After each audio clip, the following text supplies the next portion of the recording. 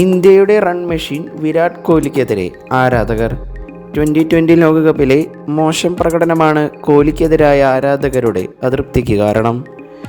മോശം ഫോം തുടരുന്ന കോഹ്ലിയെ ഇനിയും പ്ലേയിങ് 11-ൽ തുടരാൻ അനുവദിക്കണോ എന്ന് സെലക്ടർമാരും പരിശീലകനും ആലോചിക്കണമെന്ന് ആരാധകർ അഭിപ്രായപ്പെട്ടു.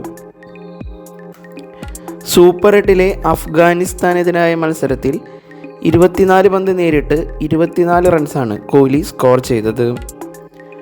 ലോകകപ്പിൽ ഇതുവരെ 4 ഇന്നിങ്സുകളാണ് കോഹ്ലി കളിച്ചത്. ഇതിൽ 3 എണ്ണത്തിലും 2 അക്കം കാണാതെ പുറത്തായി.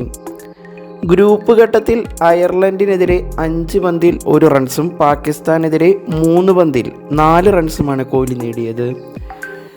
USA-ക്കെതിരായി മത്സരത്തിൽ ഗോൾഡൻ ഡക്കായി.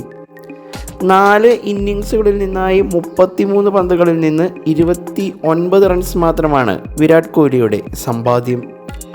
ലോകകപ്പ് കളിക്കുന്ന ഇന്ത്യയുടെ ആദ്യ 6 വിക്കറ്റുകളിൽ ഏറ്റവും കുറവ് റൺസ് വിരാട് കോഹ്ലിയുടെ പേരിലാണ്. മോശം ഫോമിലുള്ള ശിവം ദുബൈക്ക് വരെ കോഹ്ലിയേക്കാളധികം റൺസുണ്ട്.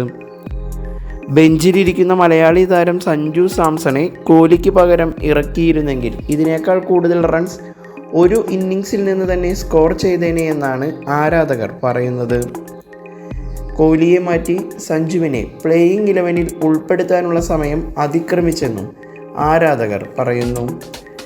അതേസമയം വിരാട് കോഹ്ലിയെ പ്ലേയിങ് 11-ൽ നിന്ന് മാറ്റിയുള്ള ഒരു പരീക്ഷണത്തിന് ടീം ഇന്ത്യ തയ്യാറുമല്ല.